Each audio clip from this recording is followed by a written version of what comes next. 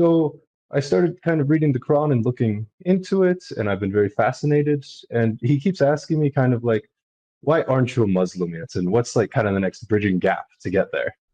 Sure. And one question I've always had was, I'm a little confused. I'm not trying to be like accusatory or anything, but about Uthman and like the destroying of the Quran and then kind of making kind of the proper Quran.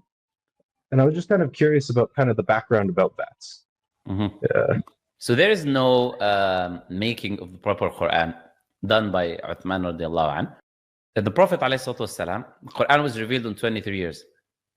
So it was not revealed as one book. It was revealed different verses, different chapters, etc.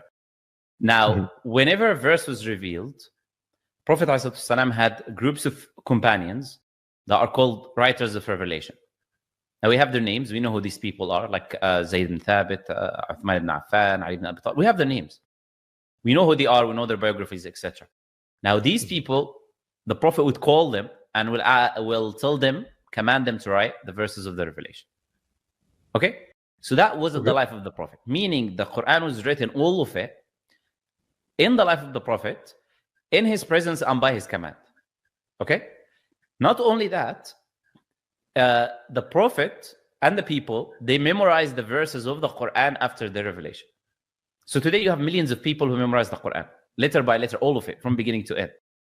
And all of these people have what we call ijaza, which is a certificate of their memorization, which has the names of their teachers, the teachers of their teachers, all the way back to the Prophet. So either source of where they took the Quran from. And you can only take the ijaza after you've been tested in the Quran as a memorizer. So they will ask you and you'll have to say off by heart, you have to recite the Quran. If you don't do that, you don't get that certificate. And this is the case with all of these people in the chain of narration. Now we have millions of people with these certificates today, alive today, that we observe. Now this tradition was there from the life of the Prophet. So writing is something we don't even really care about as Muslims because of that oral tradition that exists. Nobody can change the Quran because they are memorizers of the Quran. So now you have people memorizing the Quran already.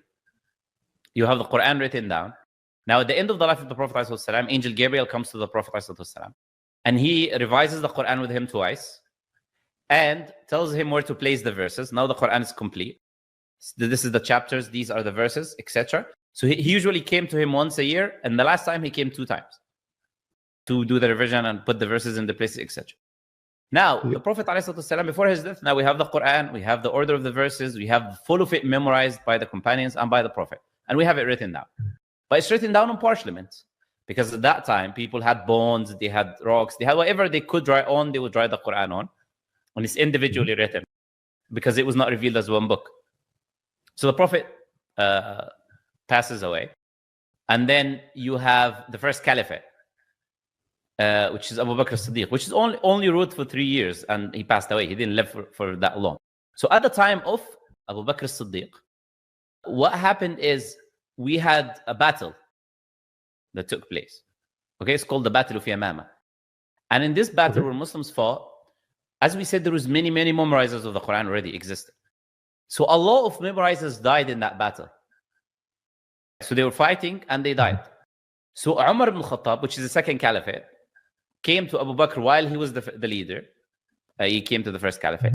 And he said that many people have died. And I fear that the Quran may be lost, meaning if everyone dies or something, then the Quran will be lost. Bear in mind, Abu Bakr memorizes the full Quran. Umar himself, the one who's coming and speaking, he memorizes the full Quran. By saying, I'm afraid if Muslims die, the Quran will be lost. So why don't we collect it? It's present already written. So he makes this suggestion to collect the Quran. Then they bring Zayd ibn Thabit, which is a companion of the Prophet. What does he do? He collects all of these parchments of the Quran that we said that were written. And do you know what they do? For every verse, and now bear in mind, we're talking about barely 1 year after the Prophet's death or 2 years. We're not talking about like years and years and years. We're talking about just after the Prophet passes away. Then Zayd ibn Thabit, what he does is this. With his committee, every single person that brings one verse of the Quran, they already memorize the Quran, so they know what is the Quran. But they still apply this criteria. They say every single person who will bring a written verse, he needs to have 2 witnesses that saw him taking that verse from the Prophet. Why are they doing that? to ensure that nobody comes later and say, oh, this is this is that. Not because they already have the Quran, but they went to that extent to make sure to not leave any room of doubt.